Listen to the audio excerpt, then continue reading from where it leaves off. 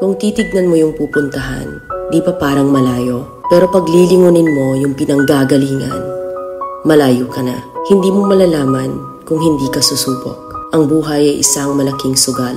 Kung lagi kang takot sumugal sa isang bagay dahil takot kang mawalan, mauubos lang kung anong meron ka. Kung hindi ka mawawalan, hindi ka rin magkakaroon. Kung ano man ang mga desisyon mo ngayon, yun ang magiging buhay mo bukas. Lakasan mo lang yung loob mo. Dahil ang mundong to, aapakan lang ang mga mahihina. Ibangon mo palagi ang sarili mo. Balang araw, magugulat ka na lang na ang layo na pala ng narating mo.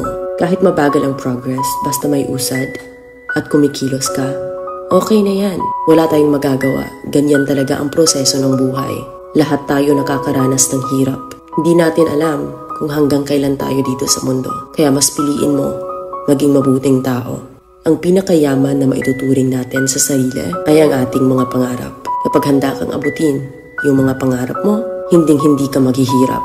Kung lagi kang may pinagdaanan sa buhay or pagsubok, pruweba lang yan na isa kang magiting na sundalo. Sa mga pagsubok, diyan ka aangat, diyan ka babaguhin. Yung tatag mo kung paano ka mag-ayos ng problema. Hindi ka magtatagal sa mundo. Lubos-lubusin mo na. Gawin mo yung mga bagay na handang iangat ang sarili mo. Huwag mo isipin yung mga sinasabi ng iba at huwag na huwag kang panghihinaan ng loob dahil lahat ng tao ay may iba't ibang desisyon.